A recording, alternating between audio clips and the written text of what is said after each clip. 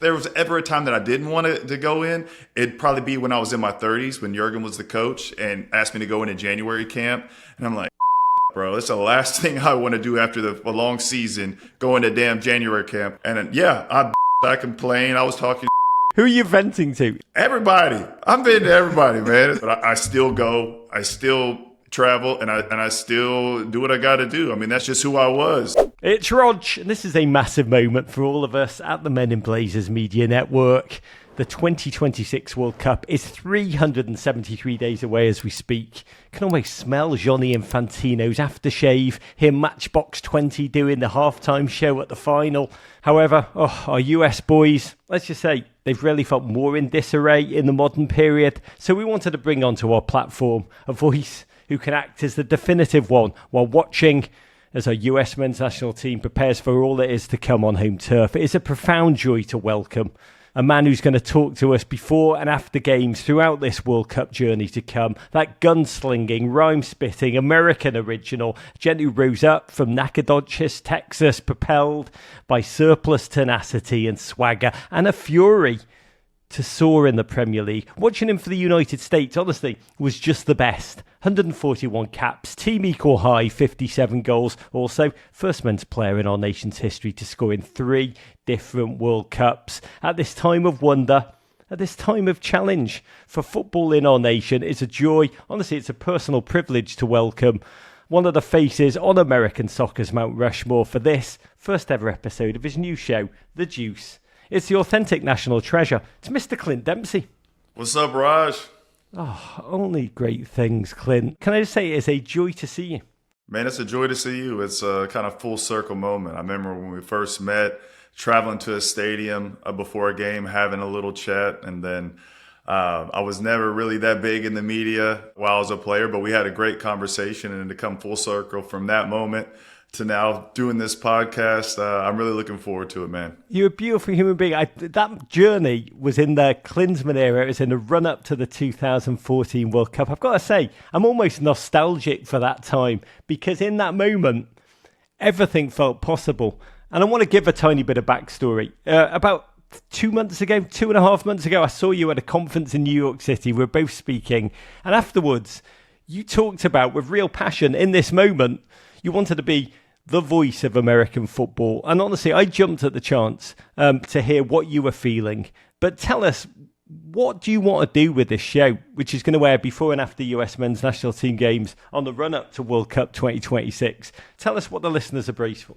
Yeah, I mean, if I'm being honest with you, when I was playing, I never thought I'd be on this side doing this kind of thing. And then by covering some of the games with CBS and Fox and being around it, it kind of got the hunger for it again, to be around the game, for my kids to see me, because I have a lot of kids and they all didn't really get to see me play. So at least they get to see me around the game and stuff like that. And then the platform, Men in Blazer, y'all have created to talk about games and to kind of keep it real. What I like about this opportunity is just can be yourself and be passionate about the game, which you have a great passion for it. You bring a great energy. I'm looking forward to the banter that we'll have.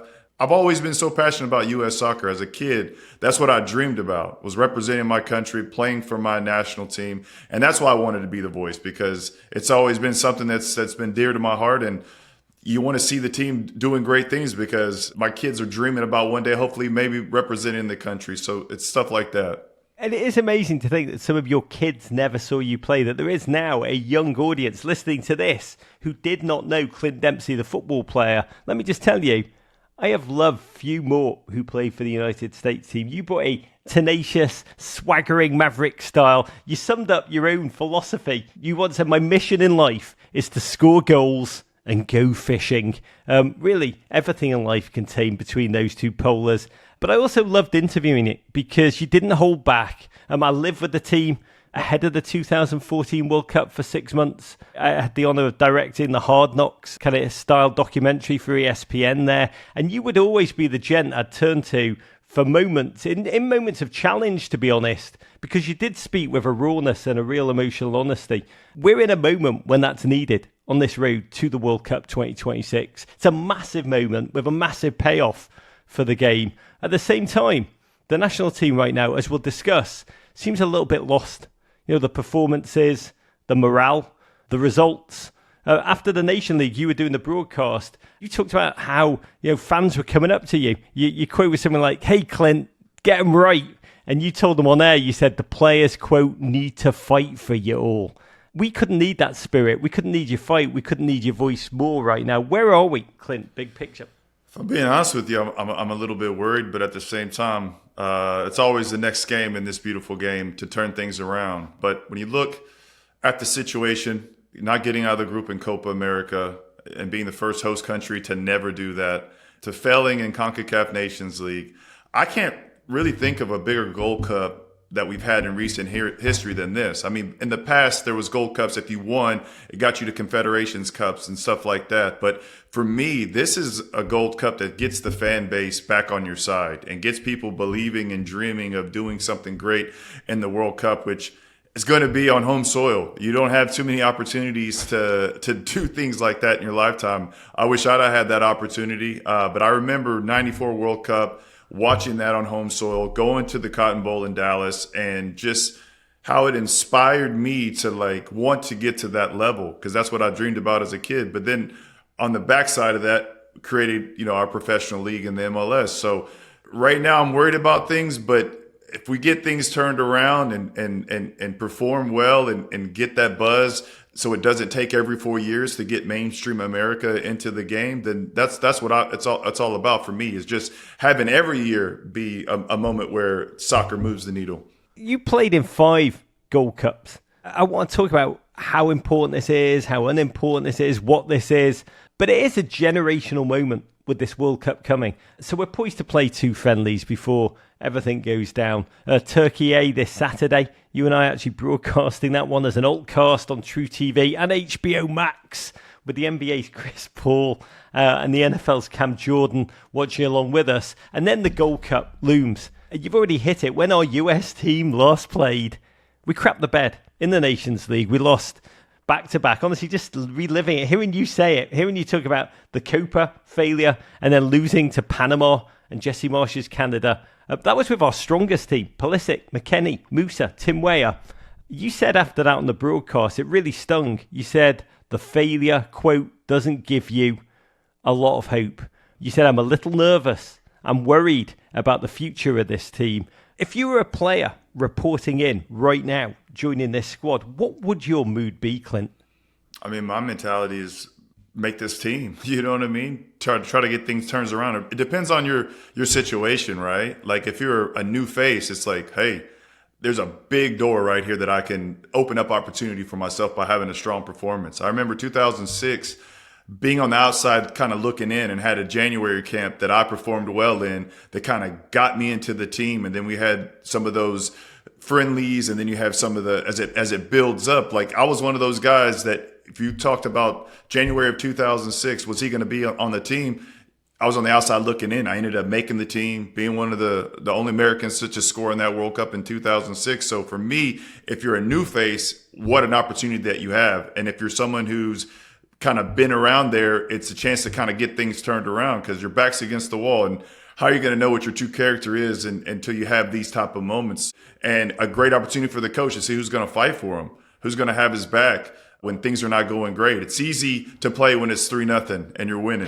It's hard to play when you're 3-0 down. You know what I mean? And to still keep fighting. So for me, I just look at these games as a huge opportunity for you to prove to the coach that you're a guy that wants to play in a World Cup. Because as a kid, like I said, that's what I dreamed about. Represent my country on the biggest stage. There was nothing better. There was nothing bigger. And a chance for you to test yourself against the best. So I love that. The 2006 experience we'll touch upon again in a moment, because I am interested. We have so many new faces, their mentalities, if you can channel that. But you talk about the coach. We are 8 games now into the Mauricio Pochettino era. It's the best of times. It's honestly the worst of times for all who love the game in our nation, because elite football, soccer, the Premier League, the Champions League, it's never been more popular in our nation. Our US team has rarely felt in worse shape in the modern period. The Gold Cup's coming. 2 friendlies lie ahead. So many major players are either not available or have not made themselves available. Many were not chosen, which is complex. It's unusual. So let me ask you first, before we dive into the reality, how have you understood the US performances over this past year, the reverse Dos a 0 to Mexico, the Copa humiliation, the Nations League disaster. How do these players, who are meant to be our golden generation as individuals and are achieving so much at the club level, one-on-one, when they come together, how are they playing such uninspiring, underachieving football when they pull on that US jersey that used to be such an empowering moment for all of you? Pull on that crest and you guys would become superheroes. Yeah, I mean, for me, it was like you always wanted to play in big tournaments and represent your country and have a chance to try to win something or do something special, do something great. There's only so many Copa Americas you're ever going to play in, so many World Cups you're ever going to play in. Anytime that they called my name, I was there. There was no more important thing for me to be a part of. So the Copa America not getting out of the group really hurt. But the thing that hurt the most was the CONCACAF Nations League, the first game against Panama. It's just like the fight that you would want to see. It was almost like they just believed that they were going to win and you weren't going to make it happen. It was just going to happen on its own. And for me, in those type of games, you just got to come out and from the start, try to get that first goal early and put pressure on them to try to tire them out, know that there's going to be subs that can come in and make a difference. So, I mean, that's just was the mentality that you had even in the World Cup qualifying games when you had at home, because those were must-win situations. And, you get into the second half, you don't score in the first half, the pressure starts to mount on you. So you have to bring a certain type of energy from that first whistle. And I didn't see that in Nations League in that first game. Well, what did you say? I mean, the way you describe it, it's almost like an entitlement amongst the players. But is it just a product of the fact that we don't have competitive games? We're not qualifying. We're not going to Honduras. We're not going to San Pedro Sula. We're not in the pressure in the heat of 1,000 suns. Or is it mental amongst the players? You're seeing as soon as the ball kicks off, you're not seeing kind of the mental application. I can't really put my finger on it, what the issue is there. What I don't like is the fact that we're playing the same teams over and over and over again in terms of CONCACAF Nations League, in terms of Gold Cup, is that there's a way that you could spread it out or make it every other year, a way to figure out to make it more prestigious. But it seems like if you're having those every single year against the same teams all the time, it's just kind of like maybe players feel like there's not much you can kind of get up for. I mean, what I really enjoyed is being able to play against different countries, home and away, and have the different experiences of playing in Europe or playing in South America, testing yourself to see how to be in those different environments. It feels like because of the competitions, it's too many times it's on home soil, whether it's Gold Cup, whether it's Nations League. You're not really getting that experience of kind of being away from home. And like you said, not having to qualify for this World Cup, having more teams in the World Cup now.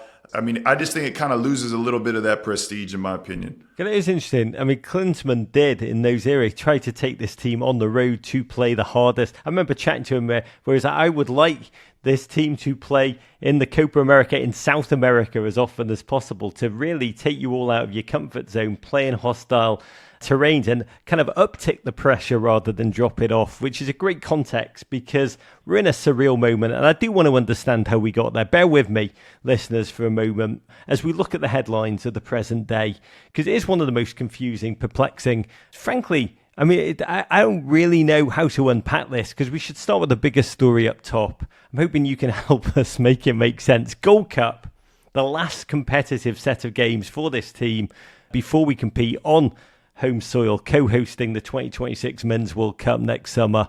We're a year out pretty well. And when the squad was announced, the most surprising thing was who was not on it rather than who was. Chief amongst them, Christian Pulisic and Yunus Musah, both of whom, it turns out, had asked to be left off the team. Musah doesn't make a lot of sense here. He started just, I think, 26 games for Milan this season, all comps. But for Christian to be absent, I mean, he is the team's undoubted crown jewel. And US Soccer had to put out their own statement about Pulisic because the player himself was silent, as was his club AC Milan, which is unusual in itself. And the US Soccer statement, they made it clear in kind of roundabout language that the absence was initiated by Christian and his team, quote, approaching the federation and the coaching staff about the possibility of stepping back this summer, making it clear it's the player's choice. Again, this is complex, takes a little bit of unpacking. But when you first heard, Clint, I mean, you're a gent who represented our nation 141 times. You fought back from heart procedures to play for the United States of America. What was your initial reaction to this news? I'm a big fan of Christian. I think what he's been able to do for both club and country has been amazing. And in terms of American players who are playing abroad, I mean, him and Anthony Robinson have been the most consistent and the top players in terms of flying that flag for us. In terms of his situation, I can't say what it is. I don't know the ins and outs of it. But in terms of my situation, when I played in Europe and came back, there were times where I was tired. I had to get a PRP injection in my adductor. I had to maybe rest for some of the friendly games so that I could be fit to play in the tournaments, whether it was Gold Cup, whether it was Copa, whether it was Confederations Cup, whether it was the World Cup. Like, I wasn't going to miss competitions. That's just the kind of guy that I always was. So for me, I don't understand it because that wasn't my mentality. I always wanted to play in those games. But I mean, if I think about if there was ever a time that I didn't want to go in, it'd probably be when I was in my 30s, when Jürgen was the coach and asked me to go in a January camp. And I'm like, bro, that's the last thing I want to do after a long season, go into damn January camp. All you're going to do is fitness. We have to do a chilly game away from home and then come back and play Panama and LA. And yeah, I complained. I was talking. Who are you venting to? Everybody. I'm venting to everybody, man. Everybody's like, man, they're probably tired of hearing me. I'm complaining to my wife and kids, my mom and my dad. I mean, teammates, you know what I mean? I'm not proud of it, but it is what it is. But I still go. I still travel, and I still do what I got to do. I mean, that's just who I was. I mean, I remember having a calf tear in my first game back when I was at Tottenham. My first game back was the damn Denver game in the snow. You know what I mean? Is that a game you should be playing in your first game back from injury, being out for 4 weeks from a grade 2 calf tear? Probably not. But I hadn't even played a game with Tottenham, and I was coming back to play in that game. You know what I'm saying? The only times I missed games was like if I didn't get called in, I had the heart procedure that I had to get 2 of them when the U.S. was struggling in the beginning of qualifying for 2018. I missed those games when Jürgen got fired. And then I had to get another procedure done to get it fixed. But that's the only time I miss games, man. I mean, pretty much if I could be there, I was there. And even if I don't want to be, I still showed up like I talked about in that January camp. That was a mentality, wasn't it, for you guys? I do remember, like, it's before WhatsApp. So in the pre-WhatsApp chat group age, you guys would, like, mock each other. If there was even a rumble, you weren't going to turn up. You'd almost bully each other into coming mentally right. Well, for me, it was just kind of like, I can't control anybody but myself, but I knew what it was like to try out for teams and not make it growing up. I knew that when I represented my country, I was represent for the ones that didn't make it. You know what I'm saying? The buddies that I played with, the people that maybe got injured, or my older brother, he never got the opportunity to go that far in the game. You know what I'm saying? I knew I had a responsibility to represent for my country, my state, my city. So every time I got the chance, I mean, it was kind of like tomorrow's never given for you. You don't know when it's going to be the last opportunity. So I was always making up for lost time. I wasn't the kid who went pro early. So I don't know how it is to be in that scenario. Like I didn't go pro until I was 20. So I felt it was a race against time the whole time during my career. And then when I decided to hang it up is when there was no more national team for me. Once they weren't bringing back veteran players after we didn't qualify for 2018. There was nothing for me to really shoot for. No disrespect to club, but national team is what motivated me the most in my professional career. That is fascinating. And I want to talk about that because I do think that's kind of the crux of the difference between, you know, the 90s generation, the 2000 generation, and this modern moment. But for Christian, part of it is, we do not know what's going on. You nailed that. We really don't. There's conjecture. I mean, this gentleman has played 50 games, second straight season. He's never reached that mark in any previous season before that. There's been reports of a calf injury. There's reports that Christian is mentally drained. And it is very, very difficult from the outside to judge because it can be very different from the inside to what the rumour mill is saying. I do think a statement from Christian's side would really, really help in this moment. But he's not the first American attacking duel who's grappled with the need for a break. You know, Landon Donovan had a famous sabbatical, took off 144-ish days in 2012-13. In that moment, he was your teammate. He was your fellow goal scorer. He had to step off. He really did. You know, Jürgen Klinsmann never got his head around how a human being, a competitor, could do that. From the inside, how did you process and understand it? It's one of those situations where I don't know what Landon was going through during that time. all I can do is control what I can, and that's doing the most when I'm with the team. But at the same time, the analogy I use is you have the opportunity to go plant the crops, harvest the crops, and then you're sitting at the table when it's time to eat, and you're showing up when it's time to eat. It's kind of like, where were you when we were grinding in the sun, putting that stuff out there? And like the away games, you're back against the wall and must-win situations. And don't get me wrong, there were times where I was a rookie, right, coming into the national team, and I wasn't a part of the World Cup qualifying, but it wasn't because I didn't choose to be there, right? But if you're a main guy and you had the option to be there, once again, I don't know what he was dealing with and what he was going through, but that's the hard part, is like, to build your teammates' trust and all that, you got to go through the wars with them, the battles with them. You got to be able to look and say, hey, they're not going to flake on you. When your back's against the wall and you need to win, they're going to be right there with you. So I can't say what their situations were, but that's how I looked at that. For Pochettino in this moment, I'm sure he's in shock. As an Argentine, the very notion that players would not die, would not kill, probably would not murder each other to wear the shirt of, to represent their nation, it's probably a complete and utter kind of footballing cultural anathema to him. But there is a side of this story that the sense of is really depressing to me, if I'm being honest, Clint, is that this moment is a reminder of just how far we still have to come as a true footballing nation here in America. Because in real footballing nations, there'd be a massive media outcry about all of this. Here, outside of our little soccer bubble, it's honestly cricket. No one knows that any of this is happening. Put another way, can you imagine what would happen if, say, Harry Kane, what would happen to Harry Kane's England career if he decided to sit out the Euros? If Callum Hudson-Odoi is not chosen after his season, all of this would be massive media debate. The reality is, this is a reminder that football is still played in the shadows here. We still have work to do as fans of the game. There should be so much more noise. How quiet it is right now is really the frightening part of all of this. No, you're right. I mean, definitely, if you were in England, it'd be on Sky Sports all day long. It'd be in the papers.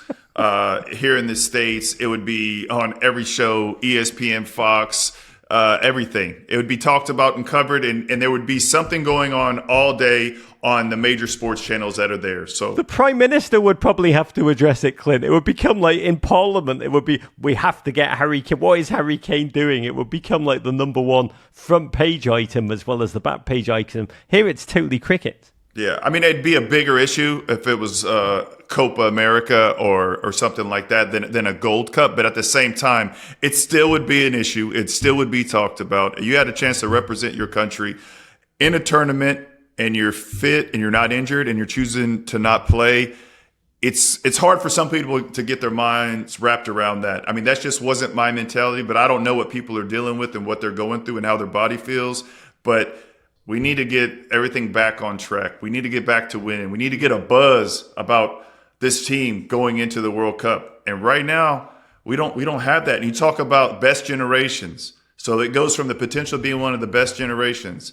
And I hope I'm wrong in this situation in terms of how I'm thinking. But to not get out of the group of Copa, being the first host country to not do that, to losing in a semifinal game to Panama and to Canada on home soil in the stadium that you're going to play in the World Cup in 2026, then don't do well in this Gold Cup, don't get to the final, don't win it, and then let's just, God forbid, you don't get out of the group in the World Cup. It goes from being potentially where people are saying one of the best generations to, I think, possibly could be one of the worst. I hope that's not the case. I hope we win this Gold Cup. I hope we ball out in the World Cup, and because, I want to root for this team. I'm a fan of this team. All I can go off is my own experiences. And I remember having a hurt groin, and I remember having to get a PRP injection into my groin, missing the Scotland game, there was another game that I missed that was friendlies, but I was available to play in the Gold Cup, or I was available to play in a Copa America, or I was always available to play in the tournaments and did what I had to do. I remember going into the World Cup 2014, there was a game, I had another growing injury where I had to miss a friendly. I think the game was out in California or something like that. But I made sure that I was available for the tournament and got my body right. So if that means you taking a break and missing some of the friendlies, I see that. I'm on board with that. That's what I had to do. But you have a chance to play in the tournament. I prided myself in scoring in every major tournament or every tournament that I played for this country. That's just something I look forward to doing. That's what I'm going to do. When my name is called, I'm there. I want to show up and I want to represent and I want to not look back and regret not making an impact on any tournament that I was in. A PRP injection in your groin, Clint. That is Kenny Powers level commitment to America crap. We just like America. Well, it's just kind of one of those things, but it's really not that bad, bro. It's just like they spin your blood, they separate the red, white blood cells, and it helps you heal up a little bit better, right? Because it's one of those injuries that a long season, it starts to kind of build up where it gets harder and harder to do the training sessions and play on the game on the weekend. And it got to where you had to like do that load management. And for me to get right, it was taking a little bit of break, doing some rehab to make sure that I could get back and play. That's just how I was always. It was always try to get back, get on the field as soon as I can. The only surprise to me is that Clint Dempsey's blood is not red, white and blue. But I do want to ask you about all of this in context. We just fell to what I hope was a nadir in this cycle, the 2 performances in the Nations League, the 2 losses to Panama, to Canada. If you were a player, mentally, would it make this Gold Cup feel more important? Like snap back, show you want to fight? Or in this modern period, the fact that players don't want to come in, does it say more about the Gold Cup, Clint? That yes, it might be our region's Euros, our region's Copa America, but still in the scheme of things, it's not where it needs to be. It's almost borderline irrelevant. I'm trying to work it out. You played 5 of them. You won 3. Is this Gold Cup ultimately not a serious tournament? Or is it where we are as a footballing nation that we just don't take football seriously enough? Which one? That's a great question. Let's just take that out and let's just talk about the situation that we're in. I don't really feel like there's a more important Gold Cup than we've had in recent years than now, because you got to right the ship. You got to get things back on track. It's either you're a player that wants to show that, you've been there, you've been through the battles, that you're the man to kind of take this team forward and you're going to get things turned around, or you're a new face. It's like, here's my opportunity to break into the team. I'm never going to have a better chance than now, because if the team's doing great and doing well, it's hard to get into that team. The coach is not going to make too many changes. But when the shit hits the fan, your back's against the wall, you're going to want your dogs. You're going to want your people who are going to be fighting for you and going to have your back. So I think it's a big opportunity, this Gold Cup, and I'm looking forward to seeing who's going to stand up and be counted. It is an amazing time of change, not just the new personnel, but this mentality. I found it fascinating hearing Pochettino almost roast the mentality of his last US squads. That quote of his, if you come here to play golf, to have dinner, to see your friends, those are his words. No, this is not the culture we want to create. It's astonishing to hear a US manager say that, talking directly to the players there, but he was also throwing them under the bus to the fans. How did you process all of that? Well, I mean, it depends on what the rules are when you go into camp. You know what I mean? Most of the time, it was a luxury to go and grab dinner. That was like, oh, we get to go grab dinner on our own? Hell yeah. Like, I'm just sick of just sitting in the hotel and eating the same food day in and day out. So, I mean, when you go there, it's not, you're not on vacation. It's there to work. Is that what the golf thing is, do you think? Like when he's saying, don't bring your golf clubs. You're a golfer, Clint. You're a golfer. Hey, bro, I love golf. So, I mean, score goals, fish, hunt, and golf would be the new thing that I'd put in as my slogan. I mean, it's one of those things where like, all right, things are going well. You got out of the group and there's a day off and you want to kind of like get away and clear your mind. That's one thing, but things are going well. So, of course, when things ain't going well, guess what? You ain't going to have dinner on your own. You're probably going to be in the hotel. It's probably going to suck. But, hey, you got to get your mind right, and you got to prove to the coach. It's kind of like being in the Premier League when you're towards the end of the season. You know that you're going to stay up. Guess what? You start getting Wednesdays off. You start getting, day off after the game. You know what I mean? It's not as crazy because you're done well for the team. So they're gonna give you a little bit more leeway, right? But if things aren't going well, guess what? You're going to tighten the reins and be like, all right, y'all ain't doing this, you ain't doing that. Hey, we're here to work. We're here to win. So you have to earn that to the coach to give you that, right? Once the coach sees that he can give you a little bit of, hey, go do your thing and y'all gonna be responsible, then that's what's up. But if you haven't done that yet, you got to get back to the drawing board. You got to stay in the hotel. You got to grind it out. You got to figure out a way to get things back on track. I've spoken to a couple of the older players from the generation before you, all the way through your era and some of the players on this current squad. And I'm trying to process this mentality talk from Poch because it hints at, I think, one of the most profound differences from this team in 2025 from the ones in the Lallis era, the late 90s, even the ones I spent time with you, 2010s, 2014s. You had still so many American players who did not yet have career pathways to Europe. I mean, in the Lallis era, that was the fight for all of them. En masse, they wanted to be respected by European agents, European managers, European teams. That was a fight they were fighting for. Now they do. The majority of the last squads for the US men's national team play in big 5 European leagues. They've made money.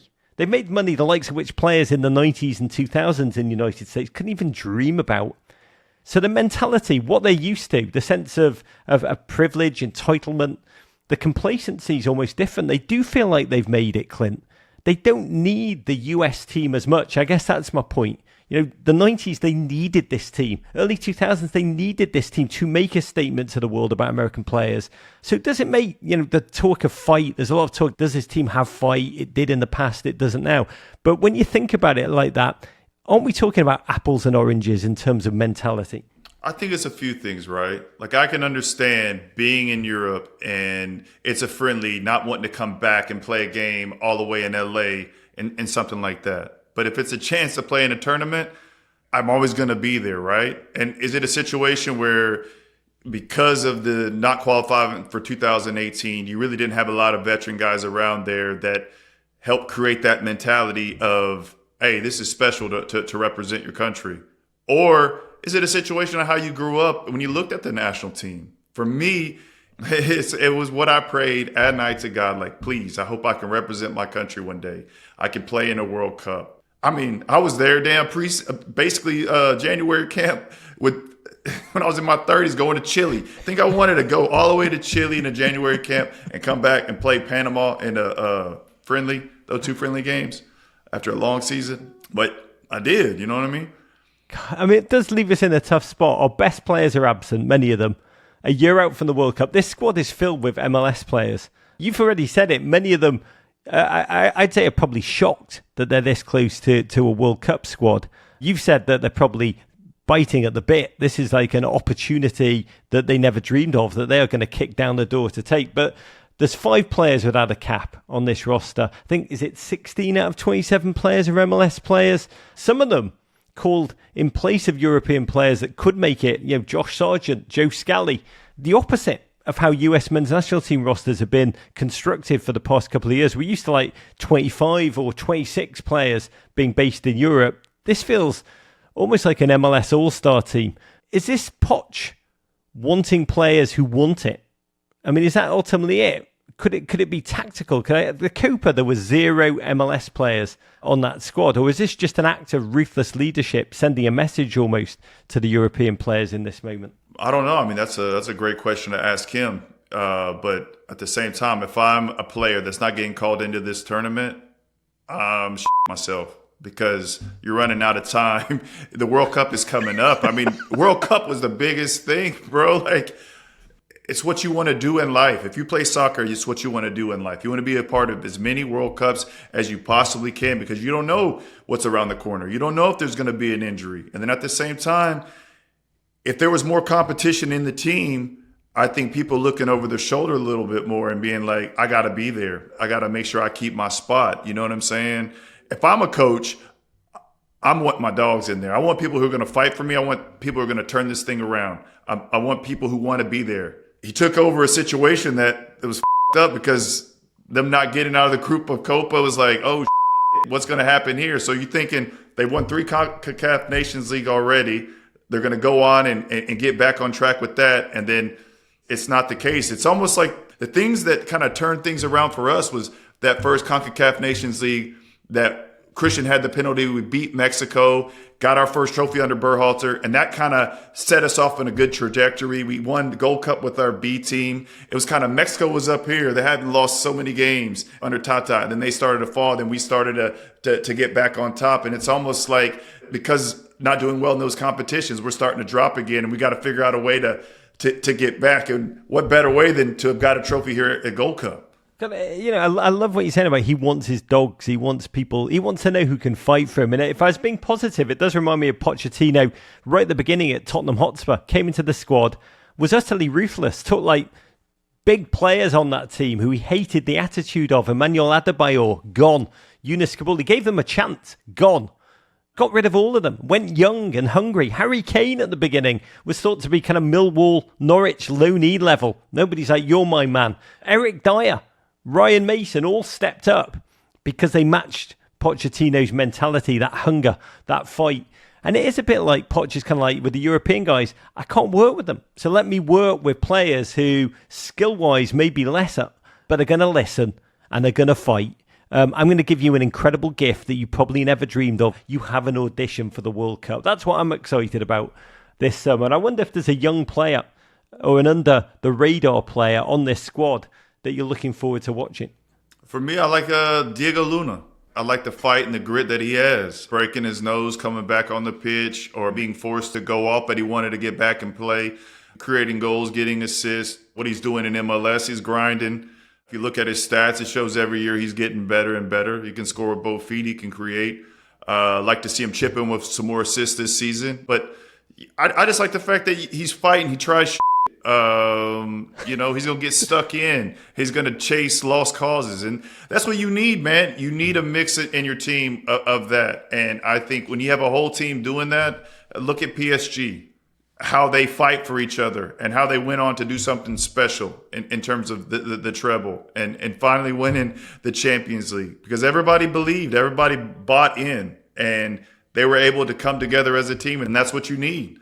I love Diego Luna, 21 years old, just scrapper, a maverick. You're right, when he broke his nose, kept playing. I think he came back on and Poch talked about afterwards how much he loved his, quote, big balls. When you watch Diego Luna, does anything about the way he plays the game with this kind of like gunslinging, cocksure attitude, does anything about him remind you of it like a young Clint? Yeah, I mean, it's just that he's hungry, man. His ribs are touching. That's what me and Eddie Johnson used to say. How hungry are you? Are your ribs touching? Like, can you this person is hungry.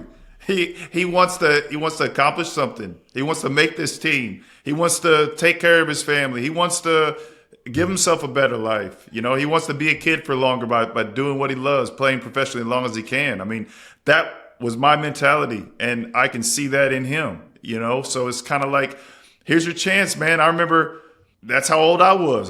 When I first got into the national team, I was 21. And I remember getting called into camps and not making the roster, being pissed about it, and going to prove people wrong. I mean, my mentality in my career, wherever I went, was I'm going to make these motherfuckers play me. Like, I'm going to make them play me. That was my mentality. You had to. You had too many people that count on you. So I see that in him. I see that fight. I see that hunger. I hope that he can get to the levels that he wants to get to. You know what I mean? He's still raw, but if you don't have that fight, you don't have that grit, then you got nothing. So based on your experience, they're like replacement players or understudies, but you came to that January camp 2006 and just forced your way into demanding to be recognised. What would you say to these players turning up together en masse a year out from the World Cup about what their mentality should be and what the possibility could be? What would you advise them? Shoot, play every game like it's your last. Every time you go into camp, show that you should be in that starting 11. For me, I like coaches that made you feel like how you train, it was going to pick the lineup, right? So everybody was always like, well, we got to bring it if you want to get into that starting 11. So try. I know that you can be nervous about like, man, if this doesn't go my way, if this and that, but all you can control is how hard you work. And that's every day in training. And when you get in the games, doing the same thing. Don't be afraid to make mistakes. Don't be afraid to take shots. Don't get on the bench or be after the game sitting in the locker room saying, damn, I wish I'd have done more. I'd rather go out there and fail and have tried stuff, and where I say, if I'm an attacking player, I'm going to empty the clip. Like, I'm going to get my shots off. I'm going to try my best to score a goal because I want to win. I hate losing. Or try to find someone and give them an opportunity to score a goal. So I think everybody has to have their own mentality, but you got to go out there, like you said, what bigger opportunity, what bigger platform, what bigger audition to play in the World Cup than to go out there and show up and show out for this Gold Cup. You talk about the mentality. Pochettino, when he came, I said, he's an amazing culture builder, but also a foreign coach with an American squad can always run the risk of being rejected, like a heart transplant, can be rejected by a host body. He was meant to bring this grinta, his word, the South American willingness to suffer, to fight, to win, want to win so badly that you give anything. We have not yet seen that. And a lot of my worries, they come from having watched Jürgen Klinsmann try and bring his very European footballing ideas and weld them onto the American mentality in that 2014 cycle you lived. I remember a moment, you just scored 23 goals for Fulham. In that moment, he went to the American press. We've not talked about this. I don't even know if you remember or if you even found this out. Or if it was the Wall Street Journal he spoke to. And he took delight. His quote was like, Clint Dempsey is not made. You play for Fulham? Yeah, so show me. You can play for a Champions League team. And then you start for a Champions League team. There's always another level. That was his mantra. There's always another level. Be honest, was that inspirational? Or was that annoying? I think it's both, right? It pisses you off. It's like, man, you ain't done. But at the same time, it's like, damn, I want to do more. I want to accomplish more, right? But also what I'll say about Jürgen is what I loved about him as a coach was his like, hey, I just want you to score goals. Like, you know what I mean? Like, he had that confidence in me, like, go out there and do your thing. And he's the first national team coach that gave me the armband. Like, I'm the person that never really wanted it because, I'm not Mr. Perfect. Like, I'll get out there and I'll fight and I'm more of a lead by example, but I'm not going to sit there in class and be your perfect student. That's just not who I am. But by making me captain, it forced me to do more than what I normally would do in terms of trying to be a better leader for the team. But we had a lot of leaders on that team that chipped in. So whether it was Tim Howard or Michael Bradley or myself or Jermaine Jones, you know what I mean? There was guys that created a culture that, we're going to win. We're going to go out there and we're going to fight for each other. So there's a lot of things I loved about Jürgen, but there's things that I didn't like. I hated the double-day training sessions when we come back from Europe. I'm already fit enough. I'm playing week in and week out. Last thing I want to do is get on a damn bus and go an hour to train, hour back, rest for a little bit, and go do it again.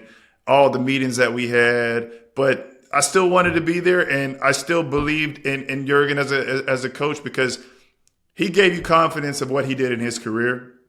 And by having a coach that's done those things and is giving you advice, it makes you believe.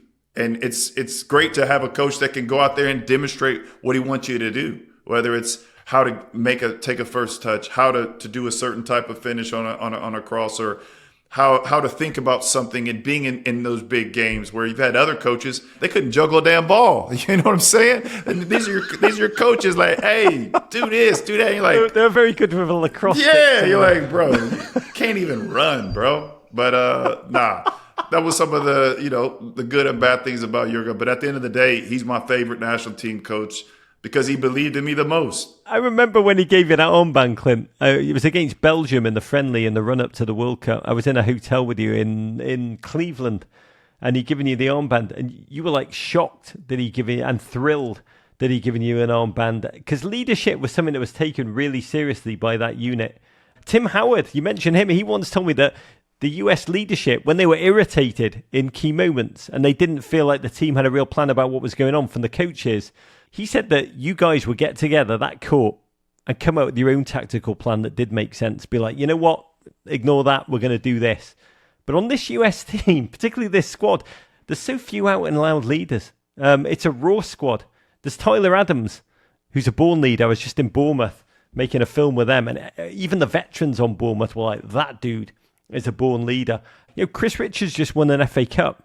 But on the field, he's got that kind of chill guy persona, which is magnificent, but is very internal. Tim Ream is like 87. Who do you see the guys who can and need to step up and lead this team? And who do you think should wear the captain's armband? Yeah, the player that you said, Tyler Adams, he was the captain in the last World Cup. He's a guy that leads by example. He's a fighter. He's someone who's gone through the ups and downs of injuries and fighting his way back.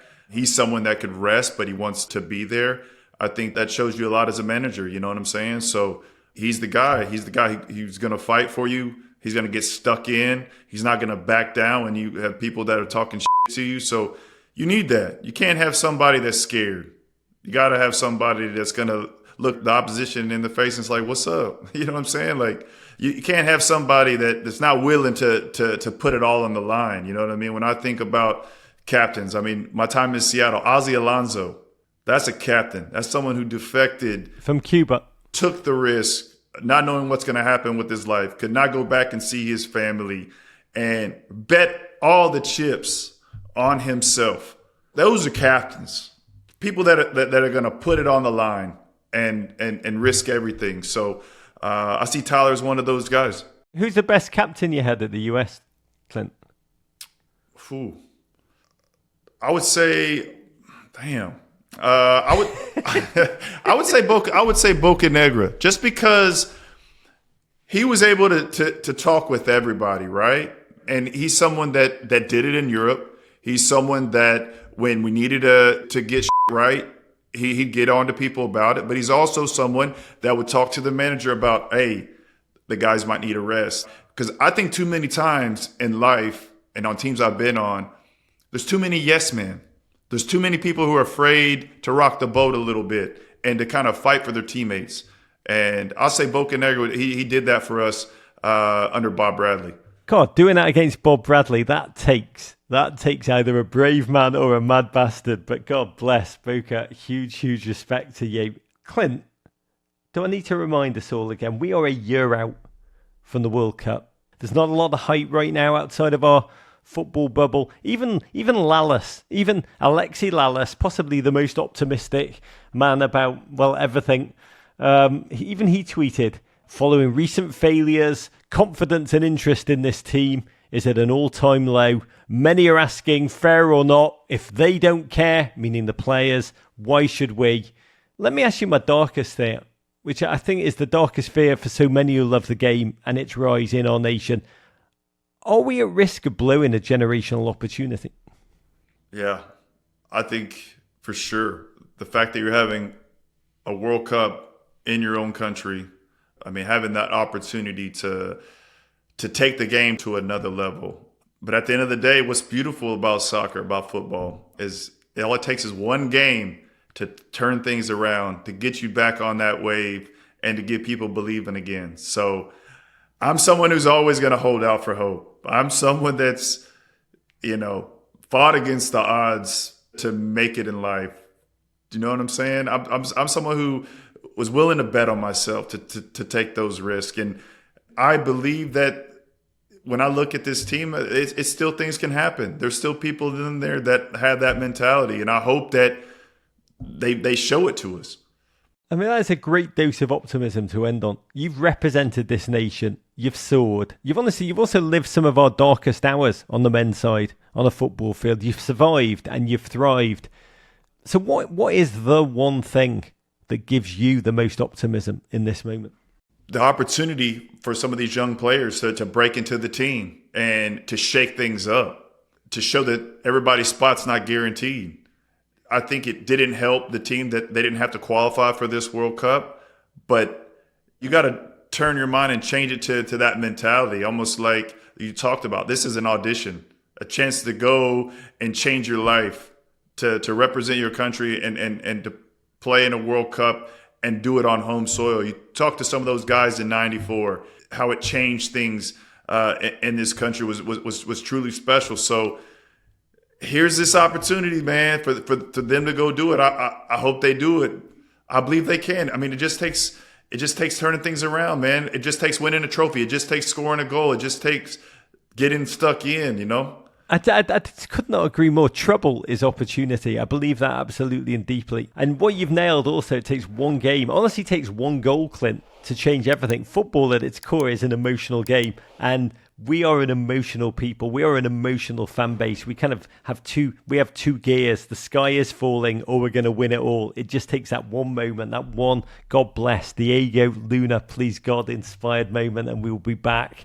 Irrespective, Clint will be with me back live on True TV and HBO Max on Saturday, 3:30 p.m. Eastern Time. We will watch this US men's national team full of opportunity and hope against Turkey, quite a good Turkish team. Email us at meninblazers@gmail.com with any insights or questions you have for the mighty Clint. Clint, I've enjoyed every single second of that, you beautiful human being. Thank you, thank you, thank you. Yes, sir. Thank you.